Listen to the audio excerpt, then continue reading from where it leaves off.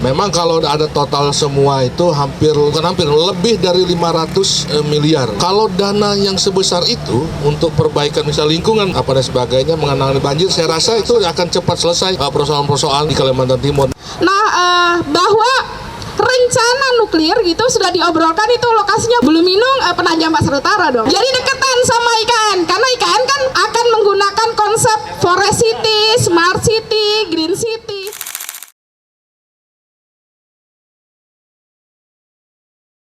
Seumur hidup saya, mungkin saya udah melewatkan berkali-kali pilkada, tapi kondisinya di Kalimantan Timur ini ya tetap ada kesengsaraan ya, terutama kesengsaraan sosial, politik, ekonomi, dan ekologis tentu saja. Dan itu relate dengan kondisi sekarang, di mana kebobrokan ya politik elektoral kita yang membawa demokrasi keterwakilan kita itu jatuh terpuruk gitu. Kenapa bisa begitu? Karena politik sebagai instrumen utama dari demokrasi itu sudah ditunggangi oleh para oligarki yang berkelindan dengan industri ekstraktif, dan Kalimantan Timur itu sebagai contoh konkret bagaimana industri ekstraktif itu membangkrutkan kondisi sosial, ekonomi, dan ekologis di Kalimantan Timur. Mungkin itu dulu, mau.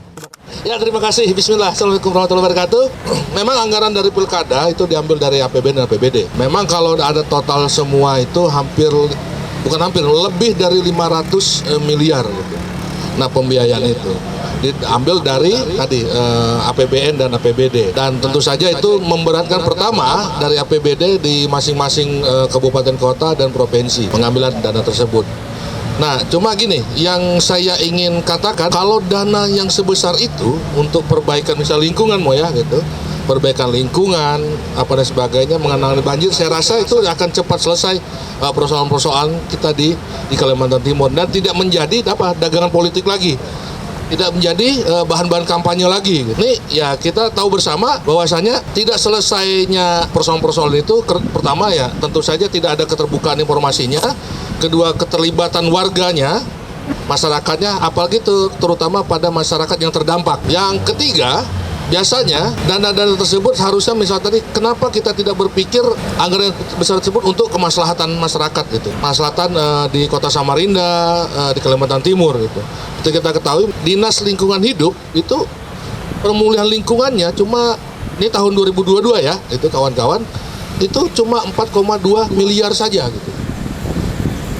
4,2 miliar, artinya 0,003% saja dari APBD Kalimantan Timur. Betapa kejam. Tapi kita untuk melaksanakan pilkada 10 kabupaten kota tambah 1 provinsi itu betapa luar biasanya. Artinya apa? Pantas persoalan kita tidak selesai karena urusan yang tidak berguna gitu, yang masih menyengsarakan itu lebih besar daripada urusan yang lebih membawa maslahat ke kepentingan warga Kalimantan Timur. Mungkin begitu dari saya, Mo. Makasih, Mo. Wassalamualaikum. Waalaikumsalam.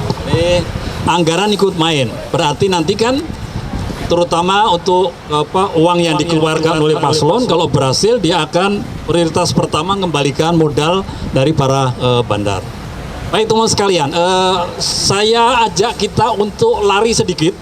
Maksudnya begini, apakah ada korelasi antara pilkada itu dengan proyek strategis nasional? Kalau teman-teman dengar ada PIK 2 ya, Partai Indah Kapuk 2 kan? Itu bermasalah kan? Indah Kapuk aja bermasalah kan? Di Kaltara ada KIHI ya, Kawasan Industri Hitam Indonesia. Hitam kan bukan hijau kan? Ya. IKN, kemudian Food Estate yang di Merauke itu. Nah, saya minta komentar ini. Prabowo itu waktu dia promosi dirinya sebagai presiden kemana-mana, salah satu yang diomongkan dia akan concern terhadap energi. Dan apa yang dia bilang? Dia akan membangun pembangkit listrik tenaga nuklir. Dan dia sebut Kalimantan. Fokusnya Kaltim. Jadi ini yang menarik ini, karena poin yang ke-8 kemarin kan kita bicara mengenai pilkada yang mempercepat atau memperparah krisis ekologi. Dan dalam konteks itu hadir di antara kita Mas Adi nih ya, Mas Adi Supriyadi. Pertanyaannya susah. Bismillahirrahmanirrahim. Assalamualaikum warahmatullahi wabarakatuh. PLN itu sebenarnya saat ini surplus energi, apalagi Kaltim gitu. Jadi kalaupun mungkin itu ada perhatian, mungkin akan lama, tidak dalam waktu dekat. Setelah batu bara itu diperkirakan kan sampai tahun 2080 ya. Jadi mungkin setelah mendekati itu baru akan mungkin PLTN. PLTN memang cenderung lebih ramah secara lingkungan, tapi resikonya besar. Nah, saya setuju sebenarnya dengan PLTN, tapi jangan di Kaltim gitu. Saya setuju PLTN, tapi jangan di Kaltim gitu. Ya, energi yang lebih ramah tapi jangan di Kaltim. Itu memang agak egois ya gitu. Kalau ada apa-apa bukan kita yang kena tapi orang lain gitu. Tapi dalam konteks itu ya setuju aja tapi jangan di Kaltim lah gitu. Jadi kalau ada apa-apa bukan kita yang kena. Itu memang cara berbeda yang agak egois. Nah, terkait PLTN itu, kalau saya lihat judulnya gitu, untuk apa pilkada, dan itu sebenarnya menggugat juga sistem gitu ya. Saya setuju terkait pilkada menghabiskan uang yang sangat banyak. Tapi sebenarnya sistem apapun, mau kerajaan atau mau, kalau kita mau coba misalnya Republik Indonesia Serikat atau seperti apa, itu sama saja dalam konteks mau bisa jadi negara lebih sejahtera atau enggak, itu tergantung orangnya gitu ya. Tergantung orang. Memang sangat disayangkan kalau dalam konteks pilkada ini biayanya sangat besar gitu ya. Kalau saya disuruh memilih gitu ya, mungkin ya seperti zaman dulu yang milih DPR saja gitu, biayanya lebih kecil gitu. Yang keluar besar adalah paslonnya karena harus nyogok anggota dewan gitu. Tapi itu nggak ngambil APBD kan, nggak ngambil APBD, nggak membiayai KPU terlalu banyak gitu. Nah, itu beberapa pandangan yang bisa saya sampaikan terkait ya nuklir, kemudian pilkada dan masyarakat yang sejahtera. Terima kasih, Mas. Ya, selamat sore kawan-kawan. Saya Judika dari Jatam Kaltim. Oke. Kalau Bapak itu tadi bilang sampai 2080, pasca setelah itu kita apa gitu kan? Itu menjadi bahan pertanyaan.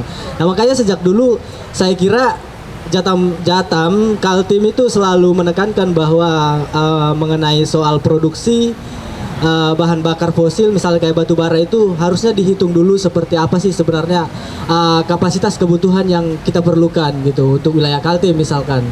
Negara nggak pernah menghitung itu sebenarnya sejauh mana dan sebesar apa kebutuhan kita sebenarnya untuk Kaltim, untuk Indonesia gitu. Terbukti kan 70% hasil pengerukan batu bara itu diekspor ke luar negeri gitu, dan untuk kebutuhan kita sendiri hanya sekian persen saja gitu, dan itu menunjukkan memang sebenarnya nggak perlu semasif itu, nggak perlu serusak itu. Nah, dan yang memberikan izin-izin itu siapa? Mereka itu adalah orang-orang yang hari ini ikut berkontestasi dalam politik atau dalam pilkada tahun ini gitu. Kita sangat ingat bahwa di masanya Pak Isran misalkan Pak Isran kan punya rekam jejak yang menurut catatan Jatam sangat buruk ya. Pada saat masa ia memimpin sebagai bupati di Kutim misalnya, ada 165 izin yang ia keluarkan. Setelah ia menjadi gubernur misalkan, ada 15 anak mati di lubang tambang, sampai hari ini tidak ada proses pengadilan. Padahal dia sebagai kepala daerah yang harusnya itu masih dalam wewenangnya, dia harusnya bisa merekomendasikan. Jangan ujuk-ujuk selalu dilimpahkan kewenangan itu selalu disalahkan yang pusat yang bertanggung jawab gitu. Padahal kan dia sebagai pemerintah daerah punya kewenangan dan punya rekomendasi untuk mengirimkan rekomendasi ke pemerintah pusat, tapi itu tidak dijalankan dan dia bodoh amat. Bahkan dia bilang takdir kan kematian itu gitu. Dan ini yang menjadi masalah gitu. Nah, selanjutnya misalkan kayak Rudi Seno ya. Dua orang ini juga bukan orang lama, mereka politisi lama, bukan orang baru. Mereka ini politisi lama yang notabene juga ikut bercokol menyukseskan kegiatan-kegiatan industri ekstraktif yang ada di Kalimantan. Rudi Masud misalkan dia sebagai anggota dewan sebelumnya, dia yang sepakat dan menyetujui, bahkan menyatakan bahwa revisi Undang-Undang Minerba itu sangat baik untuk Kalimantan Timur. Nah, makanya tadi kalau kita balik lagi ke pertanyaan Roma soal energi nuklir lagi sampai kapan sih Kaltim ini jadikan tumbal untuk penghancuran ruang hidup gitu. Lagi-lagi uranium itu kan itu juga bahan bakunya itu bukan dia tiba-tiba ada gitu. Artinya pasti akan menambang lagi dan akan ada wilayah-wilayah keruk yang akan dibongkar kembali gitu. Dan ini sama saja. Makanya kita selalu pesimis dengan visi misi pemerintah misalkan yang menyatakan bahwa kita perlu bertransisi dengan salah satunya ya dengan proses hilirisasi itu kan, itu bullshit semua. Karena lagi-lagi itu sama saja kita membuka ruang-ruang operasi industri baru dan tetap mempertahankan industri lama gitu. Kayak nikel misalkan, smelter itu kan bisa berjalan dan bisa beroperasi dengan dibantu dari bahan bakarnya itu kan dari batu bara. Dan batu baranya diambil dari mana? Ya pasti dari Kalimantan Timur gitu kan. Lagi-lagi balik lagi nggak ada sebenarnya transisi energi kalau Jatam melihat ya gitu. Secara tegas nggak ada transisi energi yang diwacanakan ya. Ini yang diwacanakan pemerintah. Harapan kita seharusnya itu tadi balik lagi. Harusnya pemerintah lebih jeli dan lebih demokratis terhadap energi itu. Sebenarnya masyarakat pengen bahan bakar apa? Bukan masyarakat dipaksa harus memakai batu bara dan kita harus membongkar atau memakai energi nuklir gitu. Lagi-lagi ya tetap sama bahwa kita akan membongkar tempat baru, menciptakan korban-korban baru dan memberikan derita-derita baru di tempat-tempat lain. Mungkin itu dulu mah. Oke, terima kasih. Tepuk tangan tuh deh. Kementerian Dalam Negeri itu menyatakan sebelum pilkada ini dilangsungkan atau sebelum perhelatan pilkada ini dilangsungkan di seluruh provinsi di Indonesia ini, pihak Mendagri menyampaikan begini, visi misi yang harus disusun oleh pasangan calon harus sesuai dengan rencana pembangunan jangka menengah dan jangka panjang nasional. Artinya itu harus ada kaitannya sama asta citanya Prabowo gitu. Asta cita itu 8 cita-citanya Prabowo ya, Prabowo Gibran. Mungkin juga bukan asta cita kita gitu ya. Nah, di dalam dokumen RPJMN sekitar 240-an halaman, energi dalam konteks ini adalah transisi yang palsu tadi. Judika sudah sebutkan misalnya ada nikel, ada geothermal gitu ya. Dan dalam 1 bulan terakhir pasca Prabowo dilantik, dia kan jalan-jalan tuh ke beberapa negara ya, datang ke China, kemudian datang ke Eropa, serta yang terbaru datang ke Brazil. Keluarganya itu datang ke perhelatan internasional pertemuan perubahan iklim di Azerbaijan.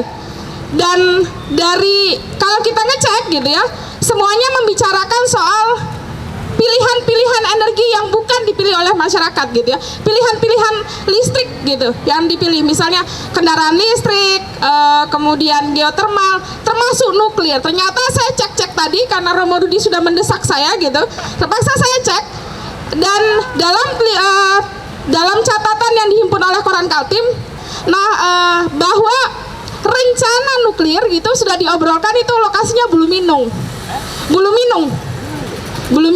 Penajam Pasir Utara dong. Jadi deketan sama IKN, karena IKN kan jelas ya, IKN kan akan menggunakan konsep forest city, smart city, green city. So, nuklir itu kan dianggap sebagai energi hijau gitu ya, atau listrik hijau. Jadi ya mungkin itu bagiannya gitu. Nah, cuma penambangannya itu kan pasti penambangan uranium ya gitu. Maka ini salah satu material kimia gitu, yang kemudian nanti dia akan didifusikan gitu kalau secara kimiawi dan dirubah menjadi energi atau menjadi listrik gitu. Maka ya lagi-lagi Kalimantan Timur gitu.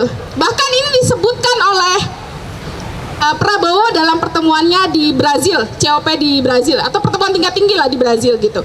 Jadi ini bersesuaian, walaupun dalam beberapa bahan bacaan disebutkan ini akan diberlakukan mungkin sekitar 2000.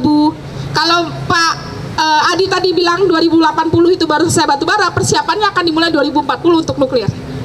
Jadi, tapi Jatam sebenarnya sudah sejak 2014 ya, ketika Awang Faruk menjadi gubernur sudah memprotes keras kehadiran nuklir di Kalimantan Timur gitu, dengan masyarakat sipil yang lainnya. Karena apa? Karena dan itu ternyata direstui semesta, kira-kira gitu Romo. Kenapa?